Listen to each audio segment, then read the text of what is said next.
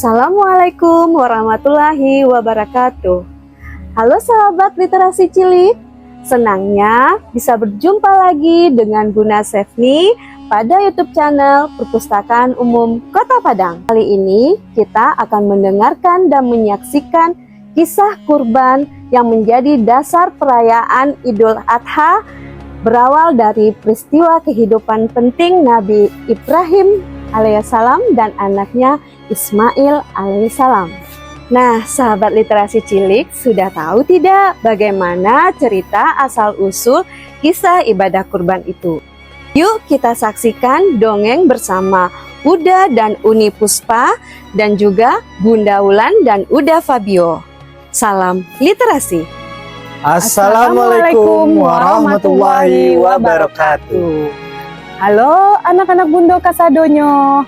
Halo sahabat literasi cilik di rumah. Kita berjumpa lagi bersama Bundo Wulan, Uda Fabio, Uda Puspa dan Uni Puspa.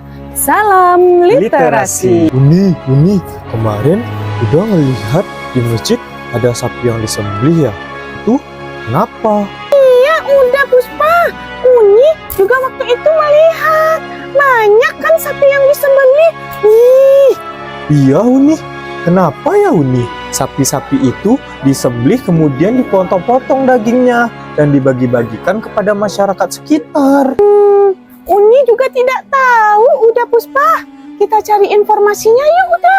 Bagaimana kalau kita tanya Bunda Wulan dan Uda Fabio? Oke, ayo.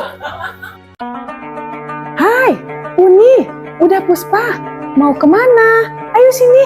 Nah, kebetulan itu ada Bunda Wulan Uni. Ayo, ada apa? Uni, Uda, ada yang mengganjal di hati. Iya, Bundo. Kami kemarin melihat ada sapi yang disembelih dan dipotong di halaman masjid dekat rumah. Kami jadi penasaran dan bertanya-tanya, mengapa ya Bundo sapi-sapi itu disembelih? Oh, sapi yang disembelih. Oh iya, Bunda Wulan tahu itu.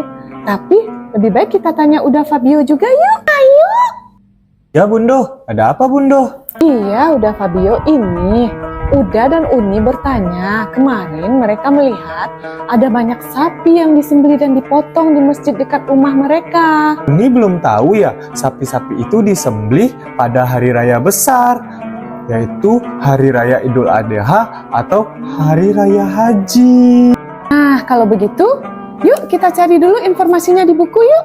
Yuk kita cari bukunya sama-sama. Bunda Wulan, Uda Fabio, Uni dan Uda Puspa berjalan mencari kerak buku tentang kisah 25 Nabi dan Rasul. Mereka pun membaca bersama-sama buku tersebut.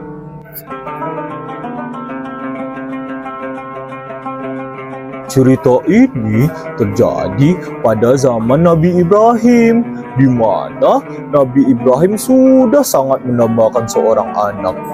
Akhirnya Nabi Ibrahim dan istri keduanya, Siti Hajar, baru dikaruniai seorang anak pada umur yang sudah sangat tua. Kemudian diberi nama Ismail. Mereka pun sangat gembira karena suatu hal kemudian Allah memerintahkan Ibrahim meninggalkan Hajar dan putranya yang masih kecil di suatu daerah terpencil yang nantinya daerah yang mereka tinggali dikenal dengan Mekah. Maka Ibrahim pun berpisah untuk waktu yang cukup lama dengan Hajar dan putranya yang masih kecil. Hajar dan Ismail hanya hidup berdua setelah kepergian Ibrahim. Mereka hidup berdua dengan penuh perjuangan. Akhirnya seiring berjalannya waktu, Ismail tumbuh menjadi pemuda yang gagah dan perkasa. Setelah berpisah cukup lama, akhirnya Ibrahim pun pulang kembali mengunjungi Hajar dan Ismail, putranya yang sudah tumbuh menjadi pemuda yang gagah. Ismail, lihat ayahmu datang. Sambutlah ayahmu, nak, kata Siti Hajar pada Ismail. Ayah, duhai ayahku, kami sangat rindu. Lalu Ismail pun berlari menyambut ayahnya. Ismail pun memeluk ayahnya dan mereka pun berpelukan dan bertangisan. Anak, ayah juga rindu. Kamu sudah besar ya, Nak? Setelah berkumpul kembali, Nabi Ibrahim pun mengajarkan ilmu agama pada putranya. Karena Ismail anak yang pintar, Ismail pun sangat cepat memahami pelajaran yang disampaikan ayahnya. Sehingga Ismail dijuluki anak yang halim, yang artinya anak yang santun. Ujian Allah pun datang kepada Nabi Ibrahim. Nabi Ibrahim bermimpi mendapatkan perintah dari Allah untuk menyembelih Ismail, anak yang sangat disayanginya. Nabi Ismail pun terbangun. Di malam berikutnya, mimpi itu pun datang lagi. Dan hampir tiap malam, Nabi Ibrahim bermimpi yang sama. Sehingga Nabi Ibrahim yakin mimpi ini benar datang dari Allah. Ayah sudah bermimpi yang sama berulang kali untuk mengabarkan kamu, Ismail. Bagaimana cara ayah membicarakannya dengan ibumu? Akhirnya Ibrahim pun mengatakan kepada Hajar perihal mimpinya. Dan Hajar pun tidak marah sedikit pun. Nah, ini adalah perintah Allah. Wahai anakku, kamu tahu aku bermimpi menyembelihmu. Apakah engkau tahu mimpi Nabi adalah perintah dari Allah? Bagaimana pendapatmu tentang mimpiku, anakku? Wahai ayah, laksanakanlah apa yang diperintahkan Allah, termasuk perintah menyembelihku, sebab aku tergolong orang-orang yang penyabar. Ayah, ibu, dan anak sudah mantap niatnya. Tetapi iblis pun menghasut. Iblis menyamar dan mendekati Ibrahim. Wahai ayah yang bodoh, mengapa kamu bunuh putramu? Allah sungguh kejam kepadamu.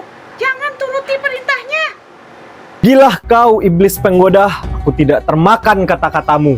Karena gagal menggoda Ibrahim, iblis pun kemudian merayu Hajar.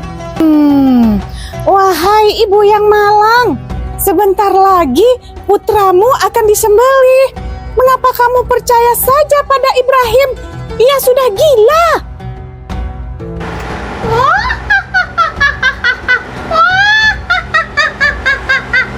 Wahai anak yang malang, sejak kecil hidupmu menderita.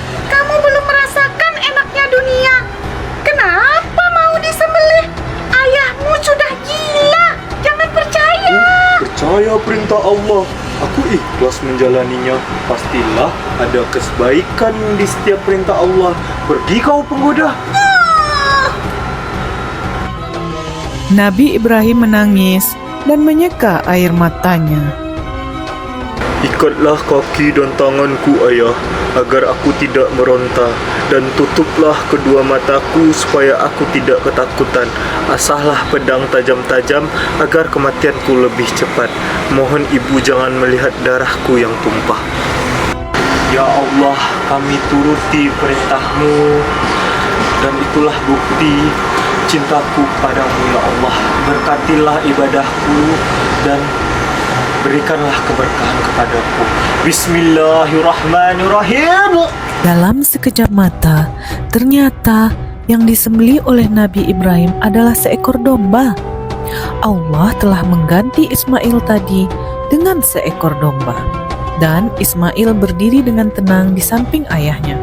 Nabi Ismail bersyukur dan memeluk ayahnya. Maha suci Engkau, ya Allah, yang memberikan kami ujian yang adil dan tidak pernah zalim kepada hamba. Nah, sahabat literasi cilik, akhirnya semua berakhir dengan menggembirakan. Ismail dan ayahnya pulang ke rumah dan berkumpul sekeluarga dengan bahagia. Sejak peristiwa itu, berlakulah ibadah kurban. Umat muslim diperintahkan untuk memotong hewan sebagai penghormatan atas pengorbanan. Peristiwa ini pun diabadikan di dalam Al-Quran dalam surat Asy-Syafa'at, surat ke-37, ayat 104 sampai 107. Karena Allah kagum dengan pengorbanan Ismail, maka Ismail dan Nabi Ibrahim diberi kehormatan. Keduanya diperintah untuk membangun Ka'bah yang akhirnya menjadi kiblat sholat umat Islam. Ka'bah dikunjungi jutaan muslim tiap naik haji. Berikutnya, Ismail diangkat menjadi nabi dan melanjutkan dakwah ayahnya. Sekian dulu cerita dari kami. Sampai bertemu lagi dengan Bunda Wulan, Udah Fabio, Uni Puspa, udah Puspa, dengan cerita-cerita seru kami lainnya dan tentunya dengan tema yang berbeda. Wassalamualaikum warahmatullahi wabarakatuh.